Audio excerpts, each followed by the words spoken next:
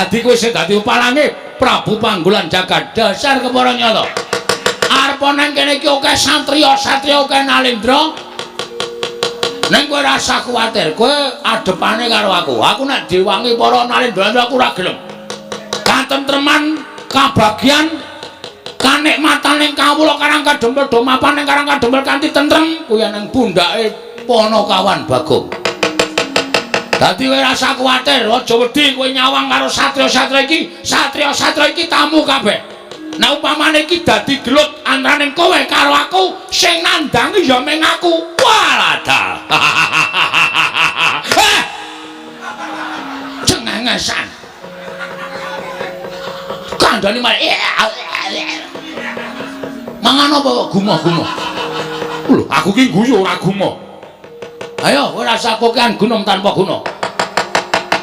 Nek kowe arep gawe geger Karang Kadempel, Bagong sing ora trima. Weh, ladal.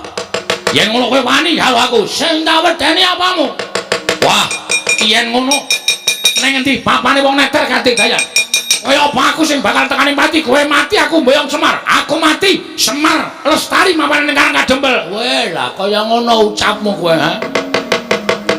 Ora ngerti Bagong nek wis nesu tenan.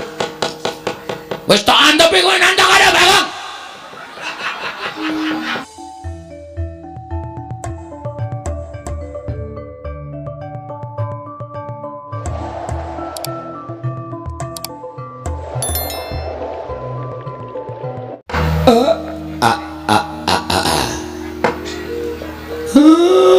Blegegek sadulita mel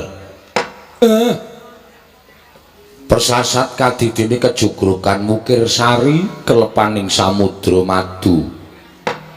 Ing atasipun namung sak sudung kula kemawon krawuhan ndara-ndara kula Ndara Pandhawa malah sinuwun Ndarawati sinuwun Mandura ugi kepareng rawuh wonten ing Karang Kadempel.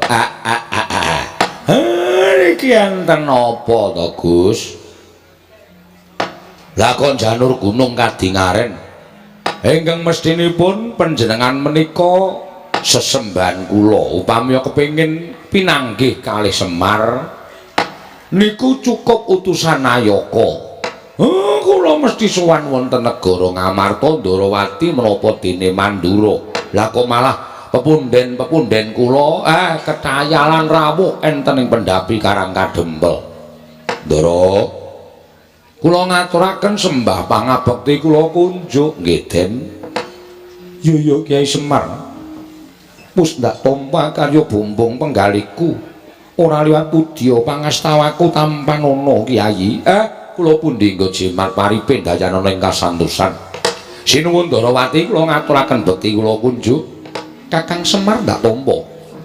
Ora liwati bos padha-padha Kakang Nayantaka. Nggih matur nuwun. Dipun sekecaken anggenipun lenggah. Yo, Kakang Semar kaya wis ora kepenak praptaning nata Ndarawati ning pendopo. Padusunan Karang Kadempel kene Kakang. Sinuwun Mandura bekti kula katur nggih Den. Yo Semar tak tampa. Ora liwat pangestu tampan ana Semar. Nggih kula pundi nggo jimat paripin dayana ing kasantosan. Ndara Janaka bekti kula katur nggih Den. Iya Kakang Semar ndak tampa. Ora liwat pangestu tampan ana. Nggih kula tampi. Ndara Werkudara bekti kula kunjuk. Wah. Dipol ndak tampa.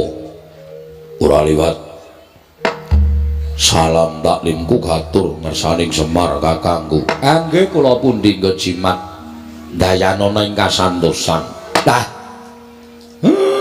Nala garing Petruk Bagong. Karang Kadempel kerawuhan pepunden aja ninggal marang tata krama.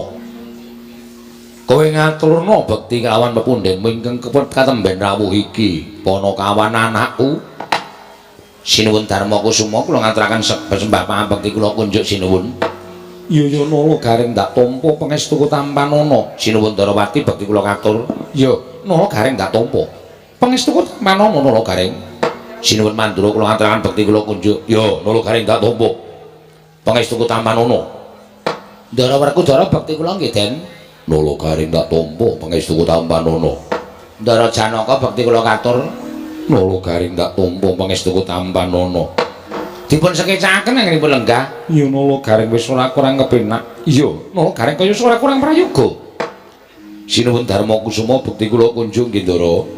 Iya ya Petruk ndak tampa pangestuku Tampanono. Sinuwun Durawati bekti kula katur. Iya ya Petruk ndak tampa pangestuku Tampanono. Lho nggih.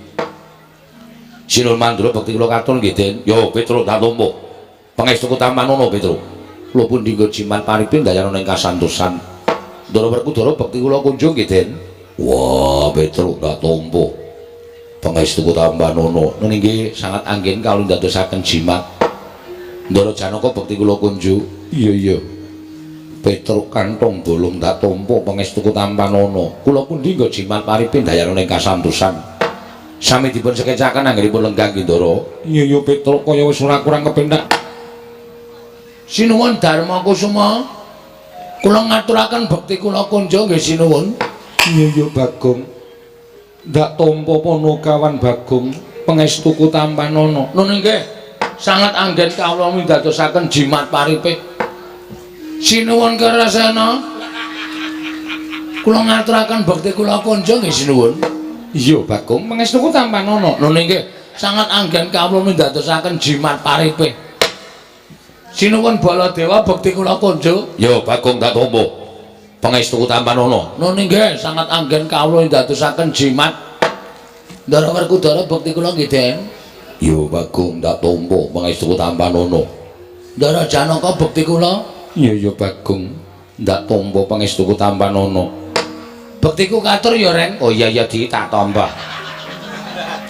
Pangestuku Tampanono. Truk bektiku katur. Iya Dik. Bagong pangestuku Tampanono. Bapak Semar kula ngaturaken bekti kula kunjung.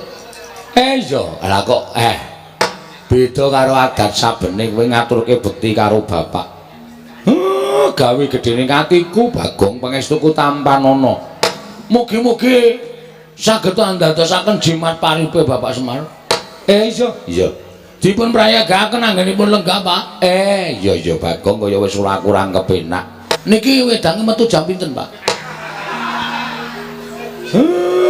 Mergi niki sing rawuh priyagung nek mboten dipun paringi unjukan mengke dirasani dikira Semar niku wong sekeng, wong ora duwe, ming nyuga wedange kok ora kuat.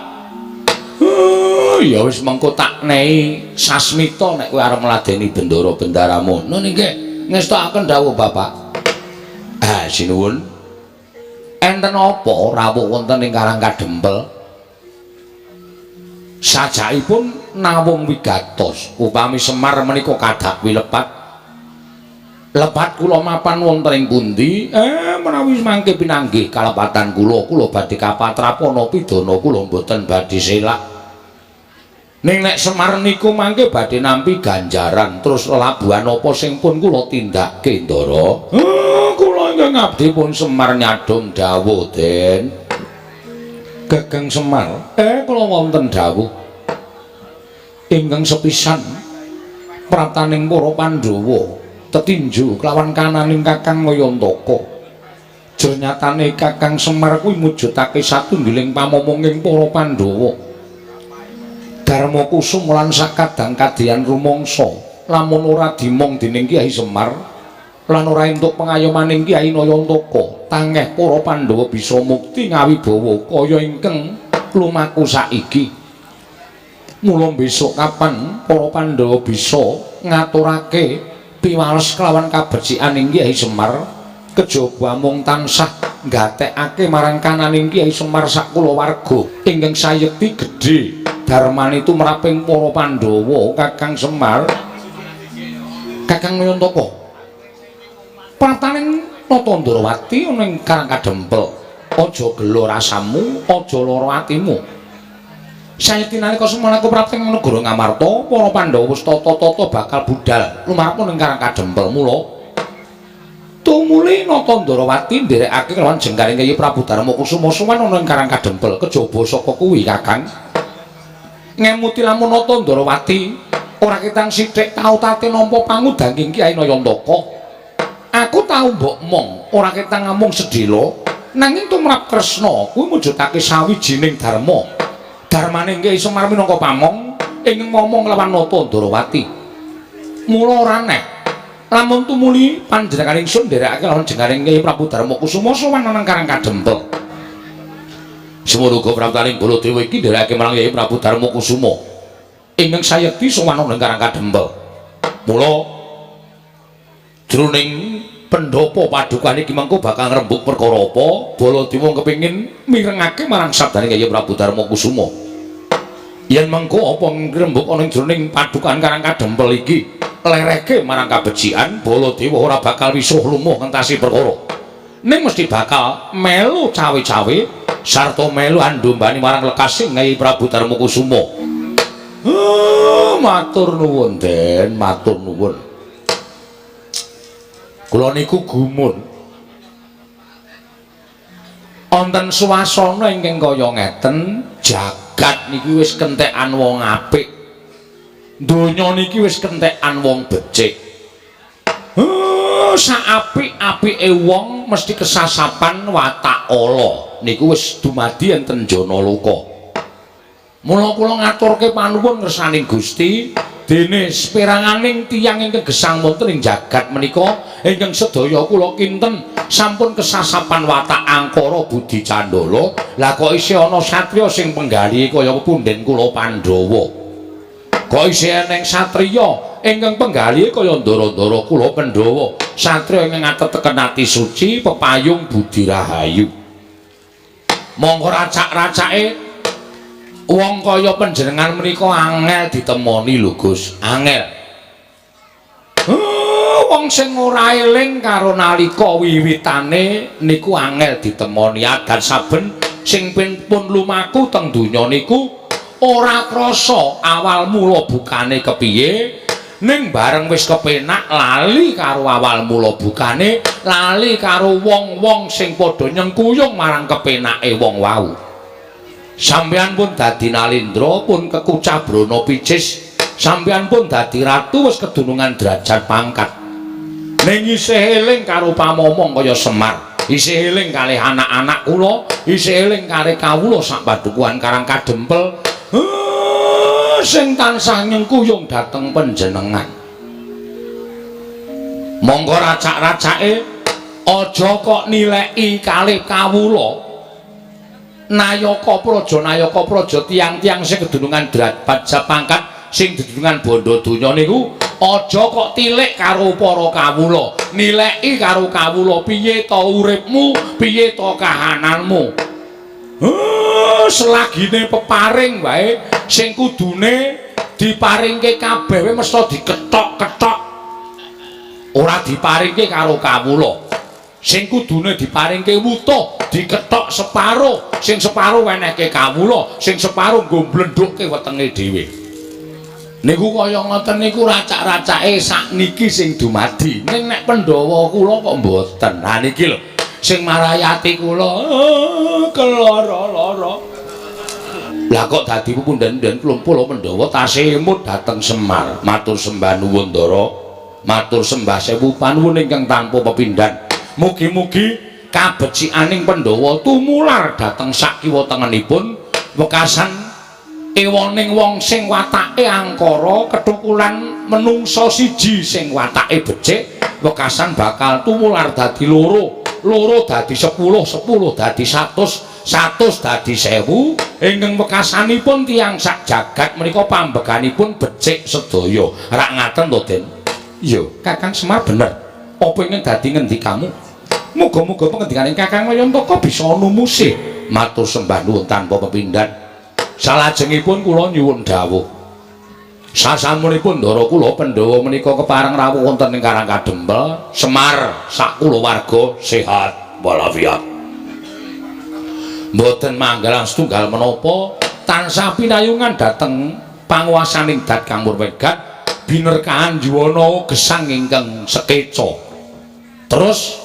napa wigatosipun ingkang sejatosipun Ndara Kakang Wayantaka tembang rawat-rawat nebi tombok bakul sinambi wara pawarta binandunging karna nganti tekan talingan ingsun apa pancen kepara nyata Kakang Semar bakal duwe gawe ambangun desa Karang Kadempel.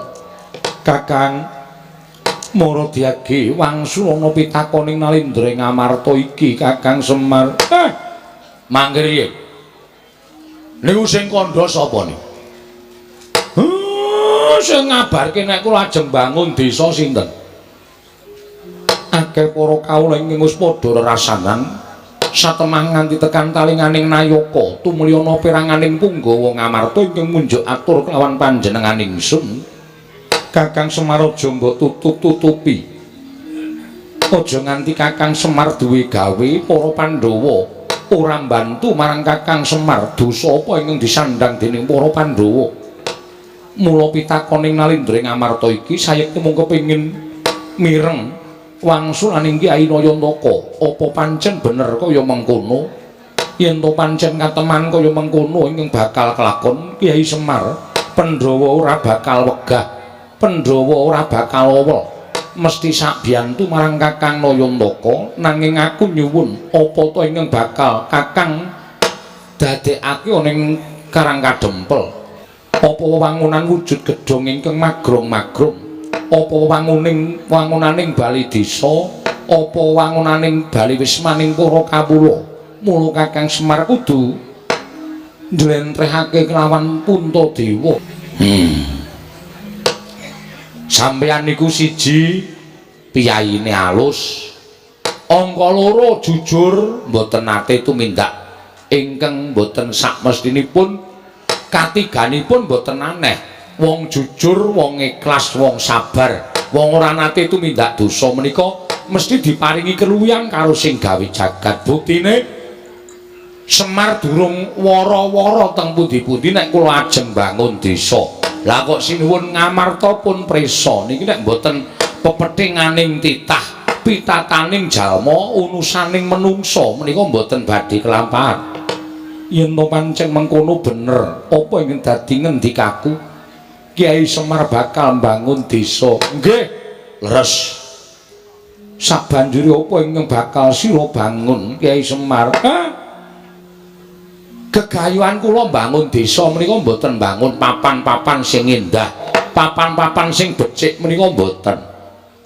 Nanging bangun dhateng jiwa kamanungsaning kawula sak Karang Kadempel, sak desa Karang Kadempel, supados tetep manunggal, rukun guyub, tetunggalan nyawiji, mboten dipun pisahaken menapa-menapa. Kula niku ling ngrukunke kalih kawula menika nganti sikil tak nggo sirah, sirah tak nggo sikil supaya padha iso ngerti marang kahanane. Lah sakniki pun dadi kaya ngeten niki, apike nggih kula becikke melih. Tegese kerukunan iki ya arep tak gawe sing saya apik, sing saya becik. Cobi to Mang Penggali. Semar niku dudu sapa-sapa. Semar niku dudu sinten-sinten mung kawula. Kula niku mung batur. Nadan akeh sing ngendikake nek Semar niku Sanghyang Ismaya. Monggo le ajeng ngondo kali kula, le ajeng ngrasani kali kula nek kula niku Sanghyang Ismaya. Ning tumrap kula Semar niku ora rumangsa titising dewa. Kula nggih ming menungsa lumrah mawon. Lah kok dadi akeh piranganing kawula sing sami mlempak wonten ing Karang Kadempel kepengin urip teng Karang Kadempel. Malah tiang-tiang manca negari, tiang-tiang liyan kebrayan, liyan desa, liyan negari sami mlumpuk wonten ing mriki kepengin cedhak kali kula, kepengin urip teng Karang Kadempel. Mula ora aneh nek Karang Kadempel niku dadi papan sing maneka warna. Tata basa maneka warna. Werna kulit maneka warna kapercayan. Ning alhamdulillah nadyan beda kapercayan, nadyan beda werna kulit sedaya tetep iso manunggal teng Karang Kadempel. Niat kula mbangun desa menika supaya kahanan Karang Kadempel menika supaya luwih becik. Napa-napa niku nek luwih apik mesti dadi kemerening desa tangga teparo. Napa-napa niku apike diwiwiti saka sing cilik, ora ujug-ujug gedhe. Napa-napa ku nek kepengin dhuwur nggih kudu liwat undak-undakan. utawa mbaka siji wekasan tekan dhuwur. Ning nek tekan dhuwur mak cringkrik niku biasane le tiba gampang. Iya. Napa sing arep kepengin gedhe niku saka sing cilik dhisik merga iso ngrakasake rekasane nalika cilik. Mengko nek wis gedhe dadi srana pengati-ati nggone urip ana ing alam padang. Kaya desa Karangkadempel niki. Sing kula gawe rukun Karangkadempel kula gawe apik supaya tangga desa liyane padha meri. Nek pun meri wekasan kerukunan niku bakal malimbar tekan liyan desa. Desa siji nganti dadi rong desa dadi telung desa dadi sak kecamatan dadi rong kecamatan dadi 5 kecamatan terus dadi sak kabupaten dadi provinsi. Provinsi terus dadi sak negara. Napa mboten nendak negara Ngamarta diwengku dening para Pandhawa kawulane pinten-pinten suku bangsa ning nyatane iso ayem tentrem tetunggalan manunggal. Ngeyop dateng para Pandhawa sami rukun, mboten wonten ingkang sikut-sikutan, mboten wonten ingkang plirik-plirikan. Beda agama sami rerangkulan, padha-padha ngurmati tata carane pangibadah. Beda basa itu tetunggalake nganggo basa ingkang wis diagem dening negari Ngamarta. Beda budaya ning padha ngugemi lan padha ngajeni marang kabudayane siji lan sijine. Napa mboten elok? Niku sing kula jangka. Ora nyono babar pisan jebul semono penggalihing Kakang Nayantaka. Tobat Kakang Semar. Nganti cuk mengkrung kan nggonku midhangetake sabdaning Kyai Nayantaka ingkang duwe gegayuhan ingkang kaya mangkono. Malah ora usah dadak tedeng aling-aling kanggo kuncalaning negara Ngamarta. Kresna saguh sakbiyantu dak marang Kakang Nayantaka. Kakang Semar. Nadyan Baladewa semono uga aku saguh sakbiyantu marang negara Ngamarta. Ning aku njaluk sesuk upama kanan ingkang mbok jangka kuwi wis kasembadan, aku njaluk tulung mandura gawenan kaya negara Ngamarta. Ingkang wis mbok ngendikake mau Kakang. Nggih, alon-alon sedaya badhe saged kasembadan. Aku njangkung kersaning Kakang Nayantaka. Yen perlu kowe butuh ragat pira wae saka Mandura bakal nyediani. Wah, Semar. Nadyan aku mbok dawuhi njegur segara dadi sarana kalaksanan apa sing mbok idam-idamake. Aku saguh Kakang Semar. Nadyan aku uga njangkung marang kersaning Kakang Nayantaka.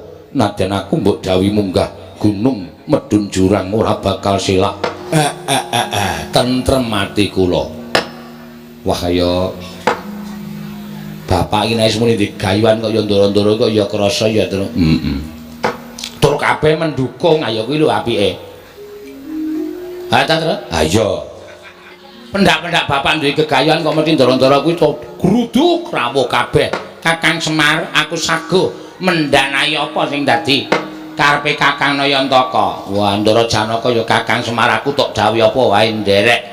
Ndara Werkudara ya Kakang Semar aku tok kon njegur segara aku ya manut. Kok Ndara Werkudara ki ora tau wadus kowe? Ora tau wadus. Arep njegur segara iki maksude golek syarat srana ka bapak supaya iso kelakon penjangane sing mesti digayuhane bapak sing dikendikake mau iso kasembadan. Bapak nek muni ngono kuwi, wo itu dadi geni. Apa iya? Heeh.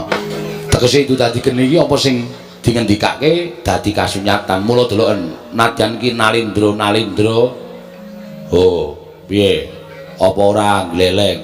Pak, sing perlu tok jejeke kahanane nggon aku, Pak. Nggonamu ngopo? Wis nggon aku kuwi perangkate jan ora sip. Entuk bantuan watu 4 truk ya mung disokke 2 truk nggo kawula. Ngono lho. Dadi potongi arepe piye? Kan iki dienggo apa jenenge? Kebahagiaaning para kawula. Nek kebahagiaan kok dikethak-kethok lek arep bahagia sok kapan kawulane? Iki kudu tak urus, Pak. Wong-wong sing kaya ngene kudu disingkirake. Mula kudu dibenerke. Arep apik ki nayakane ya kudu apik, perangkate ya kudu apik. Perangkate ora apik percuma. Ngoten, pun dilanjutke.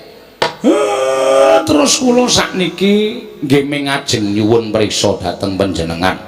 Kula mboten njaluk napa-napa. Kula mboten kepengin sampeyan niku ngetokke Prabiya. Merga gegayuhan kula menika mboten wonten sambung rapete karo Prabiya. Ming nyaketi penggaling para kawula, nyaketi atining para kawula supaya isa gumregah sengkut gumregut mbangun Karang Kadempel. Iya, Kyai Semar. Ning kene Kundara.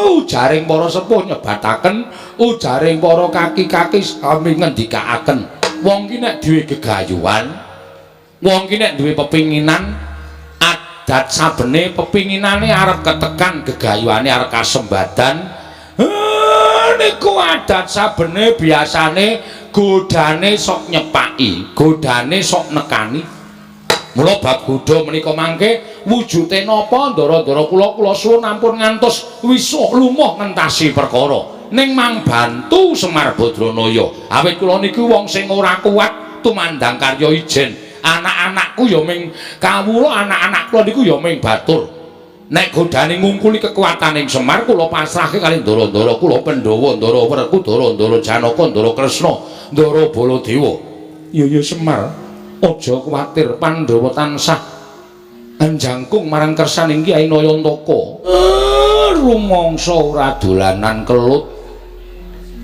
iki kok malah ana Nalindra sandangane ting Srimbang ora karo-karuan sajake Ratu Sugih iki sapa Bagong iki kancamu apa kok kaya Jumina ta iki kae sandangane ting Srimbang ning suwek-suwek iki udu oh ya ora tepung aku Pak nuwun sewu sinuwun sampun kula tumambuh yekti saweg sepisan menika kula wanuh panjenengan menika Nalindra saking pundi sinten jejulukipun kula nyadong dawuh wonten apa kok rawuh enten sudung kula namung gubuk alit kados mekaten menika oh jagat Dewa Bathara ya jagat pangestu Nggara kosek sadurunge kowe takon karo aku lan tak wangsuli apa kang dadi pitakonmu apa pancen kepara nyata kowe ingkang aran Semar mboten wonten kalih kula menika Semar Badranaya Duda Manangunung Bojogati Jurudyah Punta Prasanta kathah ingkang nyebat kula menika ya Ismaya wah tobat mongko ingkang gumana musik ana ing atiku kabeh wong sak negaraku padha ngandha padha ngandhake Semar Badranaya kabeh jagat iki kan keberbeken marang asmaning Semar Badranaya ning lha kok jebul marang aku ketemu lho laming wujuding kawula cilik mongko iki dudu wujud negara dudu wujud kadipaten lan sak piturute iki mung bale wis maning kawula cilik wah adalah jagat Dewa Bathara nganti kondangku ning negaraku wae kalah karo kondange Semar. Monggo Semar mapan ning Nusa Jawa, aku mapan ning tanah Sabrang. Nuwun sewu panjenengan menika Nalindra saking pundi? Tepung nggih. Yen kowe ketemu karo aku kuwi Nalindra saka negara ing Bata Sarimbak. Aku Prabu Kenceng Waja. Kenceng Waja? Iya, dasar kepara nyata. Kenceng manis lho kenceng kok jenenge kok le medeni to Pak uga ning nyebutake aku Nalindra Prabu Panggulan Jagat nek cara nggone dhewe nek kabotan jeneng ngene iki sok gerang-gering iki kok malah teges wae sinuwun Prabu Panggulan Jagat saking Bata Sarimbak dasar para nyata wigatosipun menapa rawuh wonten ing Karang Kadempel Kusik aku gumun karo kowe. Gumunipun ing atase kowe iki Semar Drajating Batur. Lah kowe iki akeh piyayi-piyayi sandangane ora panging sandangan cara Nalindra. Saora-orane cara satriya. Iki sapa Semar? Ingkang wonten wingking panjenengan menika Nalindra Ngamarta Prabu Puntadewa. Prabu Puntadewa? Inggih. Walah edian. Prabu Puntadewa nganti rawuh ana ing Karang Kadempel. Ora kok Semare sing tekan negara Ngamarta, Punta dewane sing rawuh mrene. Kowe iki wong elok apa piye? Mboten, kula namung kawula lumrah kemawon. Wonten wingkingipun menika Nalindra Ndarawati Prabu Sri Bathara Kresna. Walah edan tenan. Prabu Sri Bathara Kresna ki wong sak negara wis padha tepung kabeh. Nalindra kang paningal 1000 rawuh mrene ora kok kowe sowan mrono. Niku pun biasa. Edan kekuatan apa lho? Ingkang wingking menika Prabu Baladewa. Prabu Baladewa ratu saka negari Mandura. Walah dalek. Lha iku sing dhuwur demat lho. Niki Ndara kula Ndara Werkudara. Sapa? Ndara Werkudara. Ndara Werkudara. Raden Werkudara Bratasena. Nggih. Wah, iki. Aku iki kedianan karo Raden Bratasena, satriya sekti kalintang jayaning perang bebasan tinaka mendhat jero menter, tinumbak bengkung sinuduk putung. Ning negaraku Semar kowe tak kandhani. Kawulaku padha kedanan karo Raden Bratasena, nganti omahe dipasang gambare Raden Bratasena. Mangke riyen to. Kawula sampeyan niku majang gambare ndara kula. Iya. Kok mboten majang gambar sampeyan? Monggo sampeyan iku sing dadi ratune kawula sampeyan, kok gambar sampeyan mboten dipajang napa mboten lara ati? Lho, lara ati nggo ngopo? Aku mbutuhke kawulaku kuwi biyen dek nalika aku golek swara. Saiki aku wis dadi arda majang celeng ya sakarepe. Arda majang Werkudara ya sakarepe. Sing penting suarane wis milih aku wis dadi ratu. Aku nyam kamukten. Aku dadi wong mukti kawibawa Cakrawati Mbau Denda ana negara ing Batasari, Mbak. Kawulaku melek-melek ya mudhara. Wah, edan-edan. Yo Semar, aku ngakoni yen to kowe iki wong kondang. Aku ngakoni yen to kowe iki wong pinter. Ora aneh mula sangganing para satriya-satriya, pepethinganing para satriya, mustikaning satriya padha sumuyut nungkul marang Semar Badranaya. Biya-biya. Ha nggih, sakniki kula tak nyuwun prisa. Sinuwun Prabu sinten mau Kenceng Waja. Kenceng Waja. Ya Prabu Panggulan Jagat. Nggih Prabu Panggulan Jagat menika rawuh mriki badhe menapa? Semar. Wonten dawuh. Aku kuwi sedih. Aku kuwi dadi Nalindra ning negaraku, dina samengko negaraku kuwi lagi ketaman pagebluk.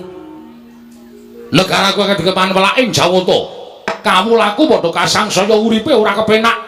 Tetanduran ora ana ingkang tukul. Lemah-lemah padha garing megingking. Mula ora aneh yen negaraku taman pegebluk akeh para kawula ing kekurangan sandang pangan wekasan landang lara sore lara esuk mati esuk lara sore ketiwasan. Wis akeh ing padha tekaning mati blasah kaya babatan pacik. Mongko aku dadi nalindraning para kawulaku. Aja nganti aku dirasani dening para kawulaku mula aku mbudidaya ngupaya srana supaya negaraku entuk tamba bisa uncat saka pagebluk ing tumama. Nggih. Aku nglakoni tapa brata. Tapa brata nglakoni sare narike sesemek alun raja mula bebantal Batasari, Mbak. Aku entuk sasmitaning dewa. Sasmitaning dewa ingkang tak tampa, negaraku bisa waluya nirmala temajati jati tengah mulya. Yen to ora mung telung kedheping netra ditunggoni dening Semar Badranaya. Mula sowan kono ngersaning Semar iki kowe gelem, kowe tak boyong ning negaraku ra ketang mung sedina sewengi kowe nginepa ning negaraku dadi srana waluyaning praja negara Batasari, Mbak, ya prajaku. Yen kowe kepengin njaluk pituka napa, kowe tak boyong ning negaraku sedina wae. Kowe njaluk dibayar apa tak bayar? Pirang miliar? Pirang triliun tak bayar kenceng, ora-orane nek tak cicil. Apa kowe njaluk omah? Kowe budal ning negaraku, omahmu iki tak bongkar, tak bangun. Sakedheping netra kowe wis duwe kraton ing magrong-magrong. Apa kowe njaluk sandangan sing apik? Ya. Jarikmu wis ora wangun dienggo. Ganti jarik sing rada emas. Aja mung suwengan lombok abang, suweng inten sakurungan jago nek ora kewer-kewer kupingmu. Apa kowe njaluk kalung kesehatan? Mesti bakal tak paringi.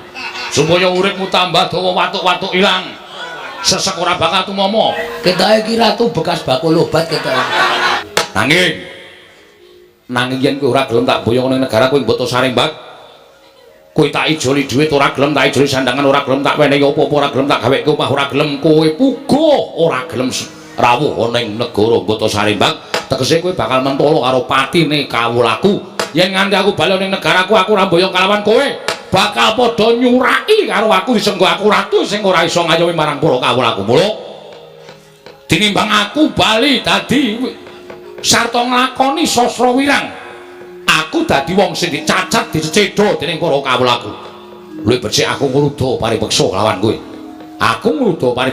kowe kowe tak alus ora kena yen perlu tak kasar yen kowe ora gelem tak boyong ana ning negaraku tinimbang aku ning negaraku mung dicacat dening para kawulaku mati ning kene tak lakoni negaramu utawa Karang Kadempel kena bumi angus legane atiku aku ngucap bumi angus Karang Kadempel kok ana menungso matane gedene raja-jamak iki sapa iki lek nomripanmu gatena gobokmu putrane Ndara Werkura Dara Dardenantasena gondene cuweke cengele nilai sedela moh alah moh sapa iki iki dudu anake Ndara Werkudara iki teleke Ndara Werkudara aku anake Semar aku Bagong aku wah Bagong wah iki oke kawulaku ya sing tepung karo iki jarene wonge lucu ya iso kejem ya iso lho lucu ya iso kejem ya iso kaya sagedangan iki aku aja tok anggap bergurau atau aja anggap sembrono ning kata-katamu sing kliwat saka ukuran kowe arep boyong karo Bapak Semar sapa jenengmu Prabu sapa Kenceng Gusi Kenceng Waja ora sak penakmu dhewe kowe ngrasani Karang Kadempel ora sak kepenakmu dhewe kowe arep meksa karo Bapak Semar omongi ya ning tanah Jawa kene iki ukurane hukume wong nyilih kuwi disilihi nek ora disilihi ya wis nampa hukume wong takon diwangsuli ngono lho dadi nek kowe arep boyong karo Semar nek gelem ya boyongan ora masalah nek Semar ora gelem aja pisan-pisan meksa karo Semar mergo kowe arep berhadapan karo Kapolsek Karang Kadempel mbone ora iso crita iki rasa crita kok. Kowe butuh sekolah barang. Kowe ngapa cerewet-cerewet? Meneng iki lagi ya tantang-tantangan malah di sapenake dhewe. Yen ngono kowe sing dadi palange Prabu Panggolan Jagat bakal boyong Semar. Arta boyong-boyongan ora masalah. Arta kapak-kapake nek Semar gelem ki terserah kowe. Wong dasare aku ya wis jelen duwe Bapak Semar. Ning ora usah ngucap arep bumi angus Karang Kadempel. Karang Kadempel ki bumi kelahiran kowe, Mas.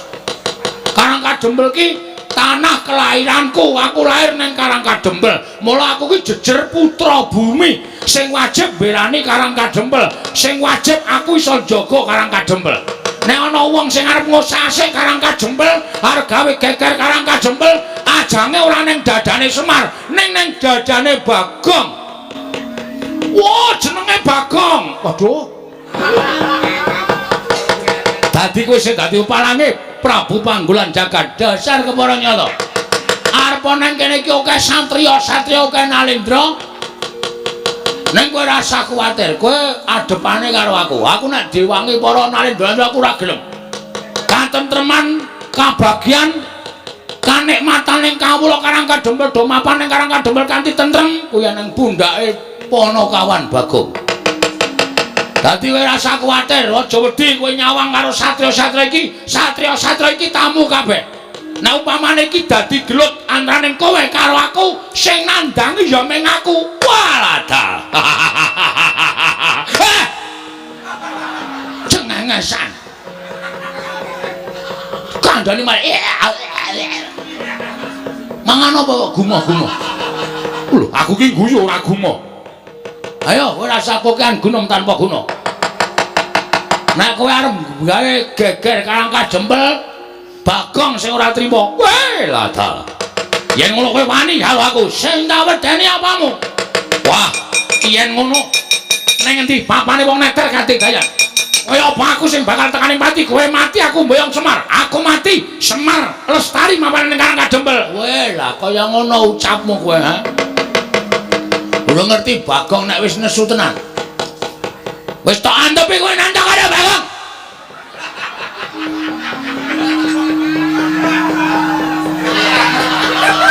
Lah Kresna guyu ngopo? Bagong niku lho. Latri nyawang nesu kok sakarepe dhewe. Omonge cepete ra jamak-jamak. Ratune kok ya betah-betahe ngono lho. Wong saka kene ambune kowe abape batang tok kok. Warane karo bawenane. Arwani karo ponokawan Bagong. Aku wis nentekke raja kaya kowe iki 6 akhir-akhir iki. Hah? Modar kabeh mungsuh Bagong. Dadi nek kowe arep kurang ajar karo Bagong. Oh, ketiban sikile Ndara Werkudara ora mati. Ora ana iki ora tak gawe ning tenanan lho.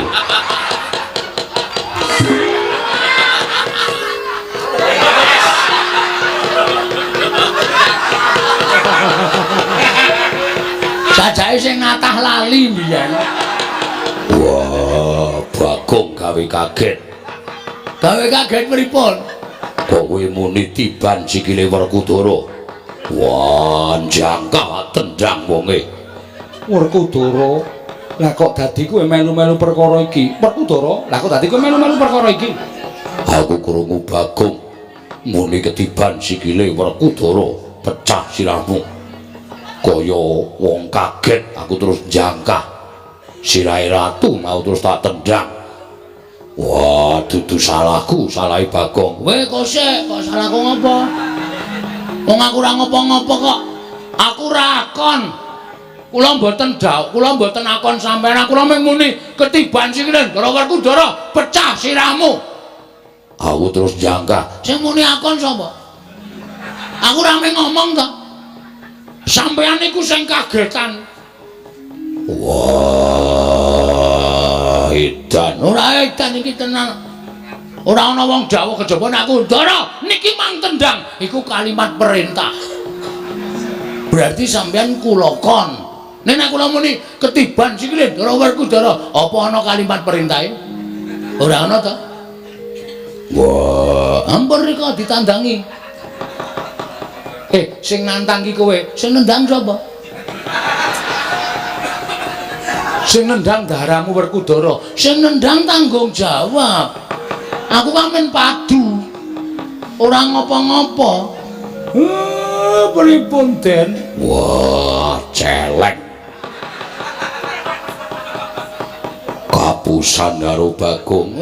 Lah wong niku kudu nganggo pikiran, kudu nganggo. Niku lek medantang sing apik ora iso. Wis ben nang kene wae.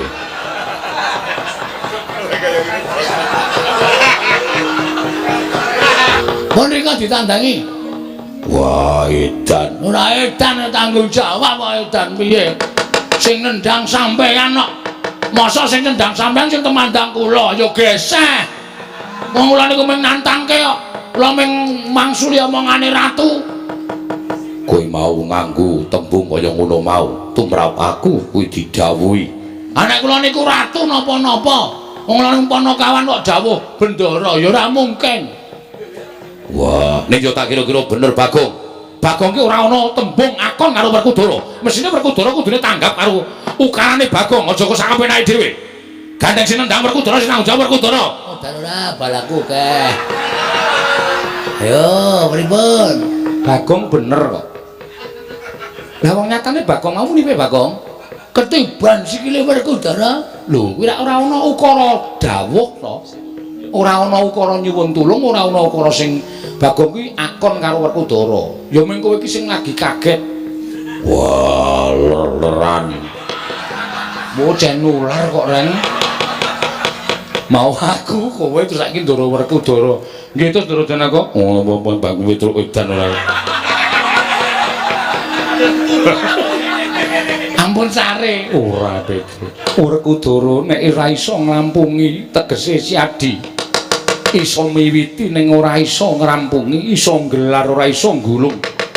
Aku moh yen to duwe kadang iso miwiti ning ora iso ngrampungi tegese ora tanggung jawab. Wah, edan. Mengar lungae kok ngantel ndas. Bener, Gong. Nek krungu lho. ora ngajar ora penyakit ora tututane lho. Aja rasa. Aku padake cajire ye. Dianggep aku wong lho wedi karo Ndara Werkudara. Tua-tua Bagong, ame mlayu kok ngantel silah. Iki perkarane ratu ora karo Werkudara. Ning saiki diganti Werkudara karo Bagong. Gong, rasa edan kok. Ratu tuti. Gong rasa edan ora rasa. Gong ora rasa. Merasa di ngono lho. Ora rasa kok. Sabar. Karo Bendoro kok Semen lho. Semen to, Tru. Mangkel aku. Gugu karepe dhewe. Aja tak pisah. Lara dikeplan Ndara Werkudara. Ha kowe yo gawe masalah. Oke, masalah apa? Aku ya itu. Ben ora. Kok ora tok penging. Mbok doyak kono rawani.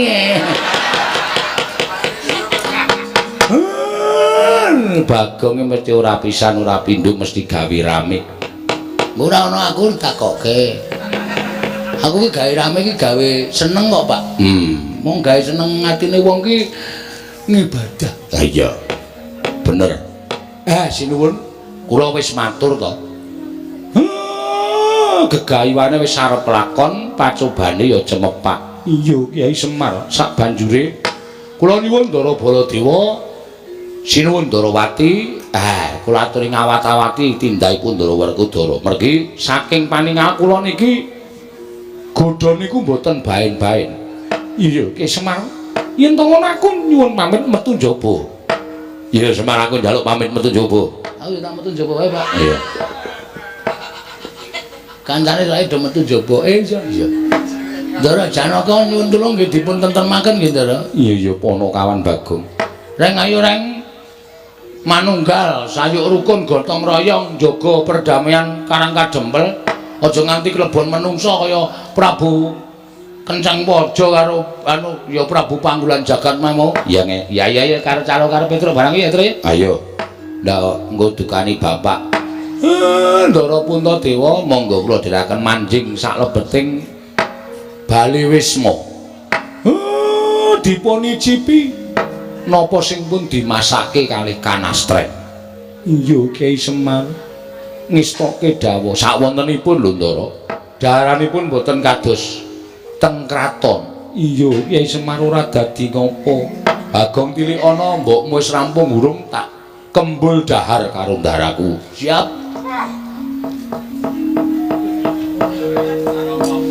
Wis, Pak. Syukur.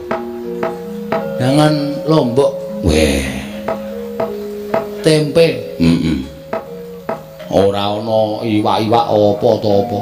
Ana siji pupu tak icipin tak, Pak. Akeh iki nggo aku lentuk gendurenan wingi sore. Tak nget. Wis ana-anane karo krupuke mlempem dicokot wani. Iya. Wis ora apa-apa. Monggo Nen. Sami mlempak wonten ing sudung kula sarya sesanti kamulyanipun mugi tansah manggya yuwana. Iya Kyai Semar. Wonten dawuh sinuwun. Ngawi sanggaring kula Wadyabala. Kewareng ing ngabdi pun tumenggung Prawara Kendra Cemadon dawuh. Nggih, nadyan kula tumenggung salukat katun Barat Cemadon dawuh Dewaji. Saperangan Wadyabala saka ing Bata Sarimbak dina samoga cendhok kendhani kula dandanang makapura kencana. Merga nggonku bakal mboyong Semar ana ing Mepalangi. Lho, sinten ingkang matur palangi paduka Gusti kula ingkang sinuwun. Ora ana iku kejaba mung atmajaning Krulah Semar Badranaya. Ingkang wani sekecap bodo sekecap mangsuli kelawan Nalindra Ratu Gustimu Prabu Panggulan Jagat. Sajaipun sampun suwuk nyawanipun. Atmajanipun Krulah Semar Driwantun lan panjenenganipun Gusti kula ingkang sinuwun. Mula kula jambaka dening dandan kepara kencengana dina samengko ketapna para Wadyabala. kawinan bumi angus karang kadempel niki lajeng pangkatipun ngabdi benjang menapa ora ketang sampung obor colok lintang mangkato dina iki sapa ana satra kanthet ngeyayet bringo sing uler geni tumpangke kuping kiwa tengen aja mati tanpa arang iki wadya bala andaning Prabu Panggulan Jagat dasar para nyata sapa luwih dhisik ngaku tumenggung Prawara Kendra tumenggung Prawara Kendra dasar kepara nyata kowe sapa Senopati Ndrawati Raden Haryo Setyaki Raden Haryo Setyaki ayo endi Semar bakal tak boyong nganing negaraku dadi srana waluyaning projeng Mbata Sarembak nggone ketaman pegebluk kena boyong Semar watune iso nyempal bawa kiwa tengening Setyaki piye kena boyong Semar watune iso nyempal bawa kiwa tengening Setyaki babarawa wani ana sing tawedeni apamu lena mangrene tebak dadamu kene marganing patimu Singalena Prapteng lan lah kok dadi bubar mawut prajuritku ora iso dikukup mungsu wong karang kadempel mongko mung kawulalit ning pancen diwangi karo satriya sing dimong karo Semar Badranaya apa mbok anggap aku wong loro saudon telu saurban iki Prabu Panggulan Jagat ayo aja maju mboko siji maju bareng ngono Raden Setyaki dasar para nyata kowe Prabu Panggulan Jagat yo ayo ndi Semar tak boyonge marang negaraku dadi sarana waliyaning projeng Mbata Sarembak iso boyong Semar Badranaya lamun iso nglangkahi kuwandaning Setyaki piye iso nglangkahi kuwandaning Setyaki sumuk nyawamu pengen meruput tinju kayuwanganing Bathara Yamadipati kowe pengen mati mungsuh Prabu Panggulan Jagat kelakon penjagamu rasahku ki anut tanggal ora bakal iso nglawat cokot kupingmu sirna margolaya apa mbok anggap wong loro saudon telu surwan ayo iki Prabu Panggulan Jagat nalindra negaraku tanpa tanding ming diapurmu iku arep menang karo aku sing tok gamana Ndara Setyaki wungu Ndara sampeyan iku Senopati negari Ndrawati kok dicokot karo ratu kaya ngoten kok terus gletak oh ngisin-isinke ora sembata maju nomor 1 kok mung dicokot ratu kaya ngoten kok njero ora eling Pradasira niku nek cara kula isin wungu Den Petro nun ora ngerti sangkan parane nyokot karo jagaku nganti ora eling wah Ndara Werkudara ngamuk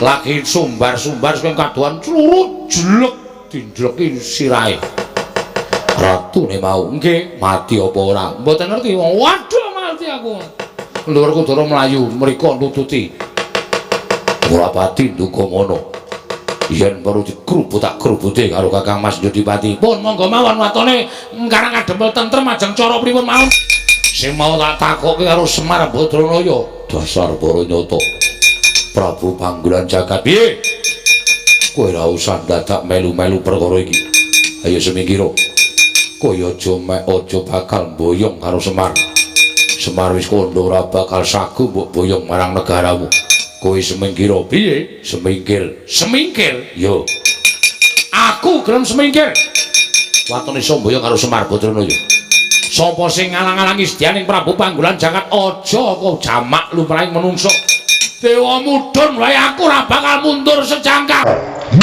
Tamut ndase. Ratu wong gragas. Sapa-sapa dicokot, sapa-sapa dicokot.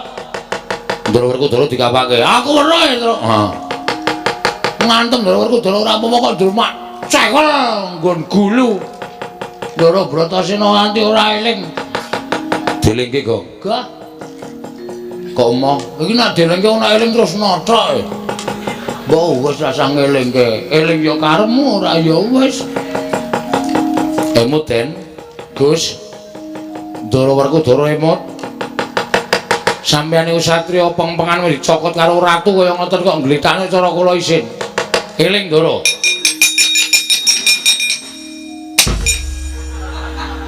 kok kowe bener Bagong heeh. Ngaku wis apal.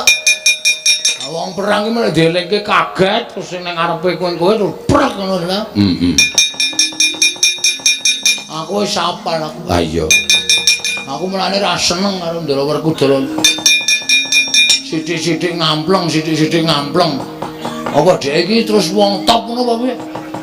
Terus aku dianggep mung wong kere, mung wong kawula mung ngabdi terus ndase nggo keplak-keplakan apa piye? Anggepe kudu awake gedhe. Coba padha karo aku tantang mentah-mentah. Sapa? Werkudara. Upamane Werkudara ki, Ndara Werkudara padha karo kowe. Wah, wis tak sikat wingi-wingi. Amarga dhek iki gedhe, gagah perkosa. Aku nek menang saka ngendi? Kowe ngerti dhewe ta mau nata ndasku ning Pedukan Kerangka Dempel mau? Heeh.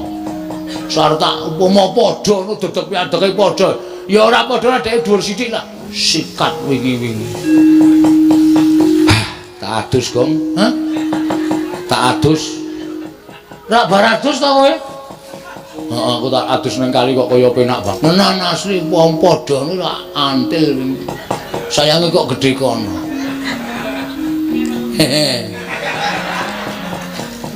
Sapa sing padha karo kowe? Petruk. Petruk apa aku? Petruk. Mosok karo sampean kok wani ya ora mungkin. Wis krungu kabeh. Wo. Oh. Iya. Piye? Dirampungke saiki apa piye? Tak rampungke dhewe mawon.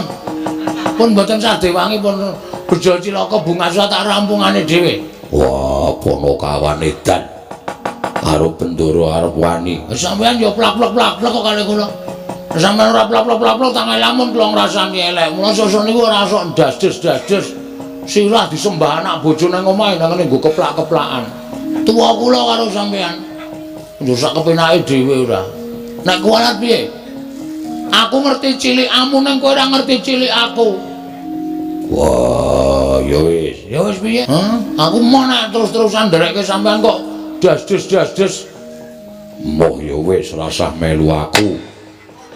Golek juragan liya. Ora apa-apa. Ora minggat to. Wis melu kowe wae lah.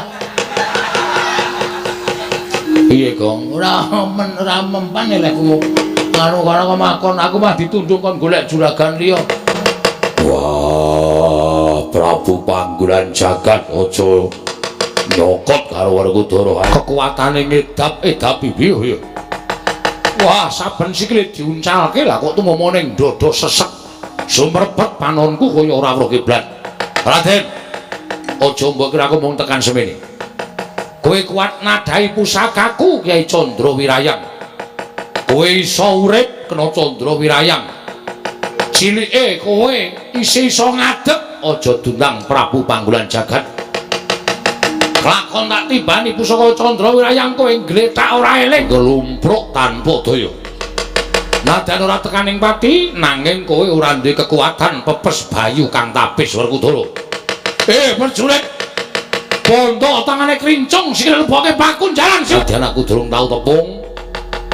Nanging kae jaring akeh padha nyebutake entuk Raden Janaka satyane bagus. Gaya teja pengawak tirta pamlujenar kaya kencana sinanglik. Kowe arep mbelani karo dulurmu tuwa tiban pusakaku nyusun pusakaku. Ora eling Purwodaksina kowe Janaka. Alah dalanatian kowe kondang dari langing jagat lan curing bawana. Ing ora menang mungsuh pusaka kekuatanku Kyai Candra Wirayang. Prajurit iki leboke bakun Prabu Puntadewa. Inggih sinuwun. Sewu-sewu kalepatanipun ingkang abdi tadah wadana. Ngantos kula wantun merpeki dhateng jengandika Gusti kula ingkang sinuwun ing Mbata Sarimbak. Sinuwun Prabu Panggulan Jagat. Krana kula sampun nyumurupi bilih kadang kula kekalih Werkudara lan Janaka. Sami kapuping Rama Madyalaga kawon tanding kaliyan jengandika Gusti kula Sanata. Mila menawi kula ngantoske calon kadang kula kekalih menika paribasanipun sarah mungguing lautan wastra lungset wonten ing sampirat. Mila dinten sakmangke menawi kadang kula kekalih menika boten kawaluyakaken tuwin boten kawangsulaken dhateng ingkang rayi abdipun Puntadewa. pengajaping manah kula mboten nedya gesang nanging malah nedya sumusul dhateng kadang kula kekalih sinuwun. Wah, dalah bagus. Yen ngono kowe banget tresna karo adimu Sakulon Werkudara Putri Janaka ingkang kula tak rangket. Ingkang padha tak bondo tangane tak krincung sikile wis ora iso glawat. Babar pisan monggo kula aturi bondo ingkang abdipun Puntadewa. Katunggalna kaliyan para Pandhawa sanesipun lajeng sakmangke ginanipun menapa menawi kula gesang menika namung ijen datan para wak boten wonten sederek miwah boten wonten kadang. Kula ingkang saking menika kula pasrah bongkokan dhateng Paduka Gusti kula ingkang Jun Prabu Panggulan Jagat. Prajurit! Matur Ndara Baladewa sewu lepat diaku mangsami ngeten. Yo, eneng apa? Piye kabare peperangan jroning Karang Kadempel? Werkudara ingkang nalika semana sagung ngundurake Prabu Panggulan Jagat. Lah kok dadi ora ana kabare malah kowe mlayu-mlayu kaya bocah cilik iki eneng apa? Sewu lepat nyuwun pangapunten. Nggih. Kula munjuk atur ngersanipun Sri Prabu Baladewa. Yo piye? Nika semanten kula nonton ingkang sami perang Udara nggih majeng, Ndara Janaka nggih majeng. Yo. Pinanggih kan Prabu Panggulan Jagat sing ajeng boyong Bapak Semar. Yo sabanjure. Dumadakan sareng sami aben ajeng. Ndara Werkudara. Lho. Kowe kok nangis ngopo?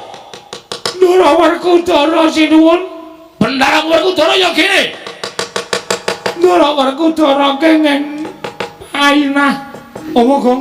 Painah ora. Sing apik lho. Panah. Hah? Panah. Kenging panah. Ndara Werkudara nglumpruk tanpa daya. Lajeng Ndara Janaka nggih majeng. Ndara Janaka ya nglumpruk tanpa daya. Lajeng Ndara Puntadewa ya maju. Ndara Puntadewa ya nglumpruk tanpa daya. Ndara Puntadewa, Ndara Werkudara, Ndara Janaka kepingkut musuh. Lah iblis lanang. Gugu ngarepe dhewe Petrus mingkir ora